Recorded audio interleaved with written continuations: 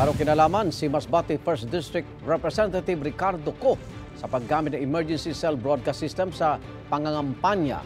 Sabi ni Co, na kandidato sa pagkagobernador, nalaman lang niya na nabanggit ang pangalan niya at kanyang mga kapartido sa naturang alert nang mag-viral ito online.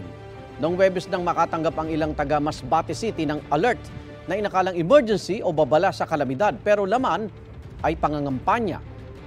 Kinundi na ito ng COMELEC at inireport na sa Department of Information and Communications Technology at National Telecommunications Commission. Mamaya, makapanayin po natin ang NTC tungkol sa kanilang investigasyon. Igan, mauna ka sa mga balita, mag-subscribe na sa GMA Integrated News sa YouTube para sa iba't ibang ulat sa ating bansa.